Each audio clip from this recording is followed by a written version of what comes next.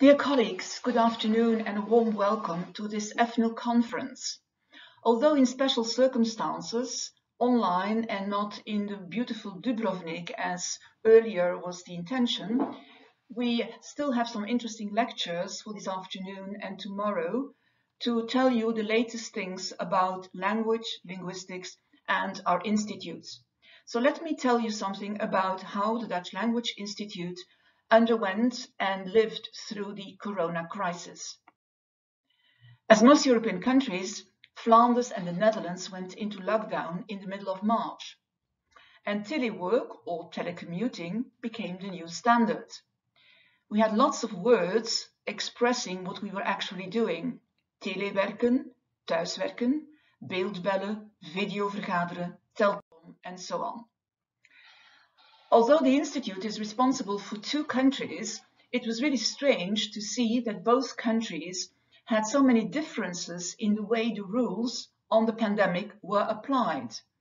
And one of the most striking differences was the use of the mouth mask, in Dutch mondmasker, mondkapje. The mouth mask is almost obligatory everywhere in Flanders, and it is almost nowhere to be seen in the Netherlands. So it's a bit confusing. Where am I? What do I need to do? We decided to create our own mask with our own logo on top of it. As for the IT infrastructure, luckily we have a robust IT infrastructure with the servers at University of Leiden, and already pre-corona times, all the colleagues had access to their work at home, so they could use deep down the data, the algorithms, everything. The system administrators, even in pandemic times, they came to work in Leiden and they made sure that everything was supported and facilitated for online work. And as everyone else of you, we were also covered with all kinds of meetings, online meetings, Teams, Skype for Business, WebEx, Zoom, everything was possible. All these online platforms have been used over the last couple of months. As most languages, the Dutch language is a flexible instrument to describe a new reality. One of the articles written by one of our linguists, Vivienne Wassink, was on the new corona-related words. It appeared in the local press, hoest, dap and kuchschot, so 2 new words. And the title was Woorden volgen de realiteit, the words follow reality. We also created a terminology list of more than 1,000 terms related to COVID-19. It's available on our website, Woordenschat van de coronacrisis. And as we can already see, language is very, very creative. We have a Wuhan shake, Skyperative, Quarantini, and you name it. So many new, interesting words popped up in society. Already very early in the crisis, at the end of March, the Walloon part of the country discovered that Dutch is a very interesting language. And an article appeared in a francophone newspaper, La Libre Belgique, and telling the people that le néerlandais a déjà trouvé les mots pour dire la crise sanitaire. So the Dutch is already creative in finding new words. And they really said that Dutch is a very, very interesting language because every language obviously follows reality, but it seemed that the Dutch language was already advanced ahead of time in adapting to the new reality. For example, the Walloon press loved our word coronahandjes. It is combined from corona, coronavirus, and handjes, the diminutive of hand. And it relates to the aversion we have to our own hands when we've been to the supermarket and touching the shopping cart. The francophone press also referred to les mots valises, so basically the compounds that we can use with the prefix corona. And it's very productive indeed. We talked about corona accord, the agreement between different governments, to finally reach an agreement, a national plan to tackle the pandemic.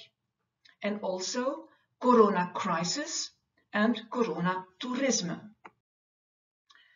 When we look at the phenomenon of social distancing, again, Dutch has a number of creative elements. We first of all talk about 1,5 meter samenleving, which refers to a society of 1.5 meter. So everybody has to keep a distance. And afstand, the word for distance, is very easy to use in compounding. Afstandsschaamte, feeling of shame one has when one is not able to keep the expected distance. Afstandsleren is e-learning, teaching from a distance, online. Afstandsmaatschappij is a society that is ruled by distance rule.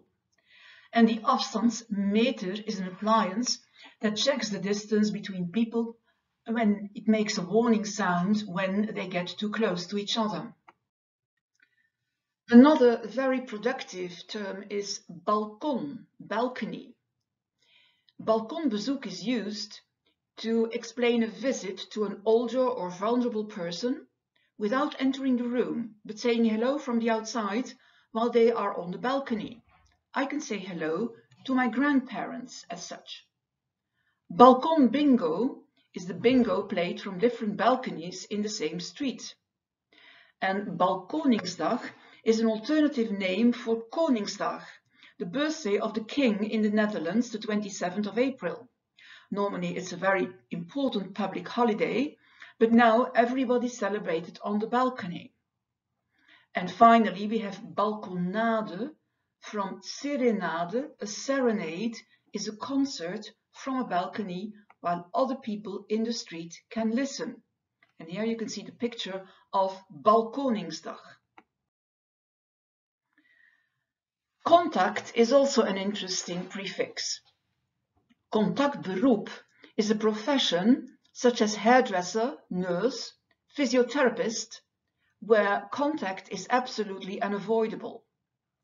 Contactbubbel, you can see it on the photograph, is a fixed group of people that you are allowed to meet in pandemic times. Contactluur refers to a very low amount of contacts. Contactonderzoek is research into the contacts of somebody who has been infected with the virus. Contactsporten, these are the sports where you have physical contact with other players. And contactzorg is medical care or general care when touching a patient is unavoidable, for example, in the home for the elderly. Corona itself obviously is also very productive. A corona baby is the baby whose mother has been infected. Corona-beleid then, beleid is governance, and these are the measurements taken by the government. Corona-beperking is the limitation imposed by the government most of the time, such as social distancing, closing of restaurants. And the police can give you a corona-boete, a fine for violating the corona rules. A corona briefing is the meeting where the government explains the rules. And the corona bus is a bus that can host infected patients and bring them to other hospitals where there is more capacity. In Belgium, we even had a new temporary federal government, surprise, surprise, with the Corona coalitie, a coalition, a new government. And we also have terms relating to overweight, corona corpulentie, the overweight caused by limited body movement, excessive eating, and spending too much time inside. Finally, corona crash relates to the overall crash on the stock exchange. An interesting word is also the word kot. It's only used in Flanders, not in the Netherlands. Kot is a very popular word for a typical student room. When you go to university, you have a kot in your university town. The word is even used in the Walloon part of the country. Blijf in uw kot became the new slogan of our Minister of Healthcare. Hashtag blijf in uw kot, stay at home. The lockdown is also used in combination with other elements, such as lockdown agressie, physical or verbal aggression caused by the lockdown. The lockdown café is an imaginary pub. where one has a drink online? What about the lockdown kilo, the weight gained during lockdown because of excessive eating? But we also get tired of the lockdown and the measurements, so that's the lockdown moeheid, tiredness. Een lockdown feestje, een illegal party to escape the lockdown. A lockdown reis is non-essential traveling during the pandemic. And lockdown verveling is also the boredness, because you have to stay at home and there is nothing. It comes hardly as a surprise that because we have so many online meetings, that we have a number of productive mechanisms using the elements Skype and Zoom. A Skype diner is a dinner or a meal when people are Skyping while they are eating in different places. You can also have an aperitif together through Skype, Skyperitieven, eperitieven, we call it in Dutch, or een Skype borrel, a Skype drink. Skype daten, contacting potential partners through Skype, and a Skype visite is visiting somebody in a digital way. Finally, you can also have a Zoom kater, and kater in Dutch means hangover. You can have a hangover after too many Zoom meetings. Some funny ones to end this list are words such as zijlijn viroloog. Zijlijn refers to sideline, so it refers to somebody who is not a professional virologist, but who likes to share his or her ideas about viruses and virus diseases. And such people are also called salonviroloog or toogviroloog. When you haven't been able to shop for a long time because the shops have been closed, after that you might feel an enormous urge to go shopping. This is called revenge shopping, in Dutch wraakwinkelen. For some time we were also buying too much toilet paper. Very strange. Wc-papierschaamte is the shame you have when you're aware of the fact that you buy too much toilet paper at once. And finally, a nice one is ophokplicht. Ophokken refers in general to poultry, chicken that have to be kept inside because there is an epidemic of bird flu. So the word ophokken existed already. But now it is also used for humans because it refers to the obligation, and plicht is an obligation to stay at home and to isolate yourself when there is a possibility of infection with corona. Apart from creating the list and monitoring the language, we obviously looked at other challenges during this pandemic. And one of the opportunities, let's say, due to the crisis, is the fact that online teaching is becoming more and more important. Obviously, most universities and colleges in Flanders and the Netherlands already participated in computer-assisted language learning and other online teaching, but nowadays almost everything in the educational process is blended learning, a mixed approach, or teaching online. So digital learning methods and tools are most welcome, and our institute participated in this by working together with other partners in a number of projects. First of all, we are developing a beautiful tool called woordcombinaties. This is combinations of words, word patterns, idioms, and phraseology. A second project is Dutch as a scientific language to create terminology lists for academia. And the third one is an application for difficult words for secondary school in order to train students in general words that might be rather difficult.